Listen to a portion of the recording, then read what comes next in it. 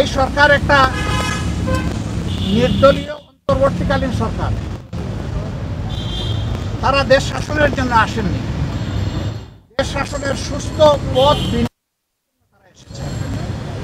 তাদের কাজ হচ্ছে জাতির সামনে যা জাতি বঞ্চিত ছিল পরপর 3টা নির্বাচনে জাতির একটা গ্রহণযোগ্য সুস্থ এবং শান্তিপূর্ণ নির্বাচন উপহার দেওয়ার পরিবেশ তৈরি করে।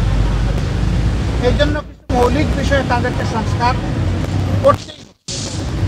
সেই কী মৌলিক বিষয়ে তারা সংস্কার করবেন সেই ব্যাপারে আমরা কথাবার্তা বলেছি এবং আমরা আশা করছি আগামী 9 তারিখ আপনাদের মাধ্যমে জাতির সামনে আমরা আমাদের প্রস্তাবনাগুলো উন্মুক্ত করব ইনশাআল্লাহ। আপনারা দাওয়াত পাবেন, এটি প্রাথমিক ইনফরমেশন। যদি আমাদের দিনক্ষণ ঠিক থাকে আপনারা ইনশাআল্লাহ যখনই হয় আপনারা দাওয়াত পাবেন। আমরা অবিলম্বে আমাদের চিন্তা জাতির সামনে তুলে ধরব যে কী সংস্কার এই মুহূর্তে প্রয়োজন, কী সংস্কার পরবর্তী পর্যায়ে আমাদের লাগবে, সেই জিনিসগুলো আমরা জাতির সামনে।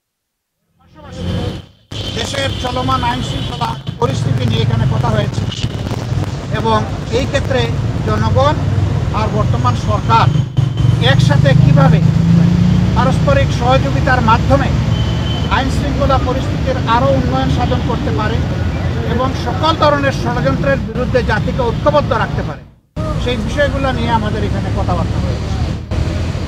আমরা আশা করছি এই বর্তমান অন্তর্বর্তীকালীন যে সরকার আছে তারা কোনো ধরনের পক্ষ বিপক্ষের মানসিকতা না নিয়ে বরঞ্চ নিরপেক্ষ দৃষ্টিকোণ থেকে তারা দেশকে একটা ভালো জায়গায় নিয়ে একটা সুষ্ঠু নির্বাচন তারা দিতে সক্ষম হবেন এবং এই ক্ষেত্রে এইটাও আমরা আশা করছি যে এই সময়টা নাতি দীর্ঘ হবে।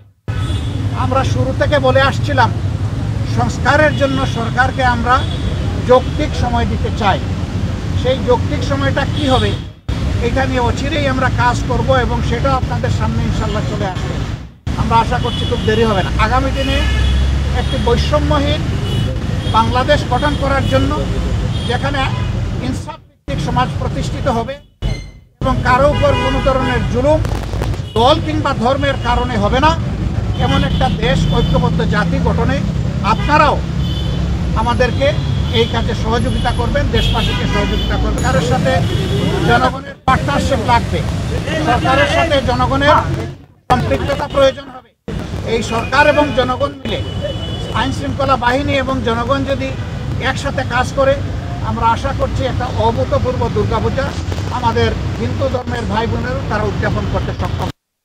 আমরা সেটা আশা করি। আপনাদের সকলকে ধন্যবাদ। ছিল আপনারা যে সংস্কারের প্রস্তাবগুলো করেছেন আসলে কোন বিষয়গুলোকে আপনারা ফোকাস করেছেন? সেই কথাটাই বলছিলাম যে বাধা ঝাঁপির মূল্য লক্ষ টাকা, খুলে দিলে দাম কমে যায়। ইনশাআল্লাহ আমরা ঝাঁপির মুখ খুলবো আগামী 9 তারিখ। সেই পর্যন্ত আমরা ধৈর্য ধরে অপেক্ষা করি।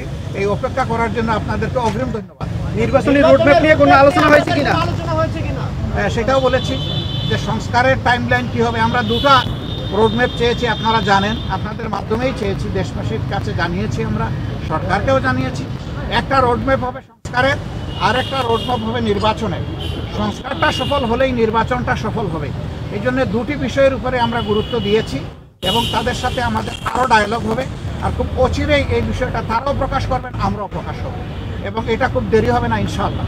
আর শুধু সরকারকে এতটুকু বলেছি যে জনগণের বিশাল প্রত্যাশা আপনাদের কাছে, এই প্রত্যাশার সময়টা টেনে আমরা লম্বা করব না। এইটাকে যৌক্তিক সময়, যৌক্তিক শব্দটা, এটার সম্মানটা করতে পারি আমরা, এই দিকে আপনাদের দৃষ্টি আকর্ষণ করি। ওনারা কোনো দ্বিমত পোষণ করেন নাই এবং আমরা আশা করি এখানে কোনো সংকট তৈরি হবে না ইনশাআল্লাহ। আমরা শুনতে পেয়েছি যে সংস্কারের যে কমিশনগুলো হয়েছে, কমিশনের কয়েকজন সদস্যদের নিয়ে আপনাদের আপত্তি বা রিজার্ভেশন আছে, এটা কি সত্যি? আমাদের আপত্তি বা রিজার্ভেশনের বড় কথা না, আসে কিনা সংশ্লিষ্ট মহল থেকে কেউ যদি কনসার্ন উত্থাপন করে এটা তাদের ব্যাপার। আমরা দলগতভাবে কোনো কনসার্ন উত্থাপন